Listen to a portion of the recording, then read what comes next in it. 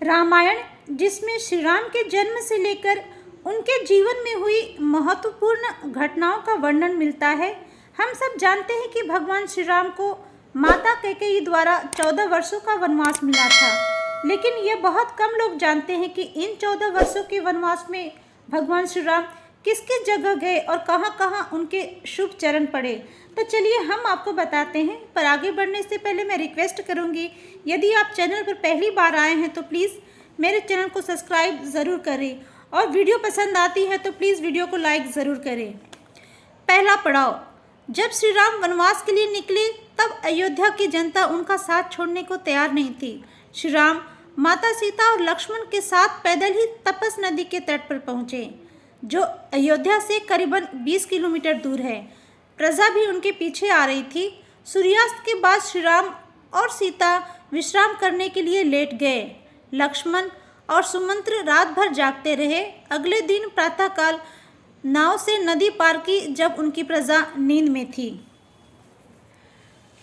श्रृंगवेरपुर, तपस नदी पार कर जहाँ जहाँ जाते तो वे यही सुनते कि प्रजा राजा दशरथ और कैकेयी की निंदा कर रही है। उसके बाद राम वेदश्रुति और गोमती नदी पार करके स्वयंदिक नदी के तट पर पहुँचे, जो कौशल राज्य की दक्षिणी सीमा थी। उसके बाद श्री राम ने 22 किलोमीटर तक की यात्रा की और प्रयागराज से श्रृंगवेरपुर पहुँचे, जो उनके मित्र राजा निषाद गुह का राज्य था। यहीं पर भगवान राम और लक्ष्मण ने अपने खुले बालों की जटा बनाई थी। बाद में गंगा के तट पर उन्होंने केवट से गंगा पार करने को कहा था। श्रृंगवेरपुर वर्तमान में सिंगरौर कहा जाता है। सिंगरौर में गंगा पार करते समय माता सीता ने माता गंगा से प्रार्थना की थी और सुरक्षित अयोध्या लौट आने का वर मांगा था। कुरई, गंगा नदी पार करने के बाद श्री राम कुरई में रुके थे। वहां पर एक विशाल पेड़ के नीचे श्री राम और लक्ष्मण माता सीता की सुरक्षा हेतु सारी रात्रि जागते रहे। कुरई से आगे चलकर श्री राम अपने भाई लक्ष्मण और माता सीता के साथ प्रयाग पहुँचे। प्रयाग के समीप ही भारद्वाज ऋषि का आश्रम था। राम उनसे मिलने गए और वन में आने का उद्देश्य बताया। इस पर भारद्वाज ऋषि ने कहा, आप वनवास मेरे आश्रम में ही बिताए। इस पर श्री राम ने कहा, आपका आश्रम अयोध्या के निकट है, मुझे एक ऐसे निर्जन स्थान का पता बताए जहाँ मैं अपनी वनवास की प्रतिज्ञा पूर्ण कर सकूं। इस पर मुनि ने कहा, आप चित्रकूट पर्वत पर जा सकते हैं। भारद्वाज ऋषि के यहाँ रात्रि बिताने के बाद सुबह श्री राम यमुना नदी के तट पर पहुँचे। श्री राम और लक्ष्मण ने नदी पार करने के लिए बांस के लट्ठों की नाव बनाई और यमुना नदी पार की। इसके बाद वे चित्रकूट पहुँचे। चित्रकूट पहुँचने पर सर्वप्रथम भगवान श्री राम वाल्मीकि के आश्रम पहुँचे। वाल्मीकि ने उनका स्वागत किया और यहीं रहने के लिए आमंत्रित किया। इसके बाद लक्ष्मण ने एक सुंदर आवास का निर्माण किया और गृह प्रवेश की पूजा के बाद श्री राम और माता सीता ने कुटिया में प्रवेश किया। चित्रकूट में श्री राम और माता सीता को निवास करते हुए करीबन 3 माह हुए थे। तभी भरत वहां अपनी सेना लेकर पहुंचे।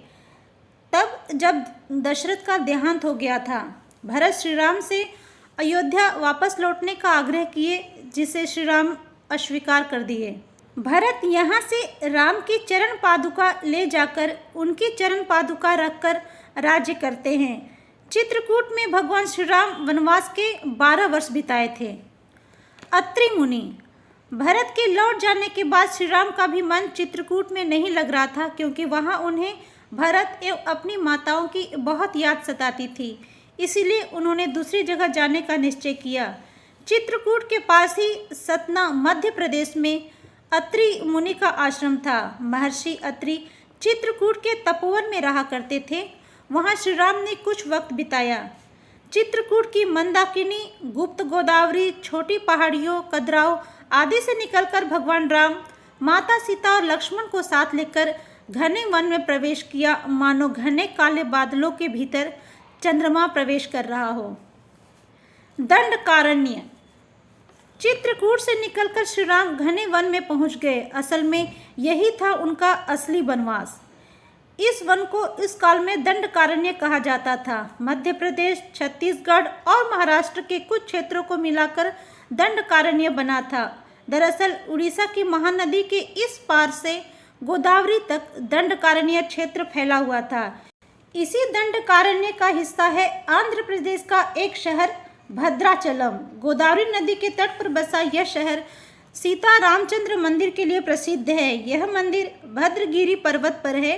कहा जाता है कि श्री राम ने वनवास के कुछ दिन भद्रगिरी पर्वत पर भी बिताए थे। यहाँ के स्थानीय मान्यता के अनुसार दंडकारण्य के आकाश में ही रावण और जटायु का युद्ध हुआ था और जटायु के कुछ अंग दंडकारण्य में आकर गिरे थे। पंचवटी, नासिक। दंडकारण्य में मुनियों के आश्रमों में रहने के बाद श्री राम अगस्त्य मुनि के आश्रम में गए। यह आश्रम नासिक के पंचवटी क्षेत्र में है, जो गोदावरी नदी के किनारे स्थित है। अगस्त्य ऋषि ने वनवास के लिए पंचवटी जाने का परामर्श दिया। पंचवटी जाते समय रास्ते में ही श्री राम जटायु से मिले। पंचवटी पहुंचकर श्री राम ने एक उचित स्थान पर कुटिया का निर्माण किया। कुटिया का शुद्धिकरण के बाद श्री राम माता सीता के साथ उसमें प्रवेश किया और कुछ समय पश्चात यहीं पर लक्ष्मण ने शूर्पणखा की नाक काटी थी। राम लक्ष्मण ने खर व दूषण से युद्ध किया था। यहीं पर माता सीता का हरण हुआ था।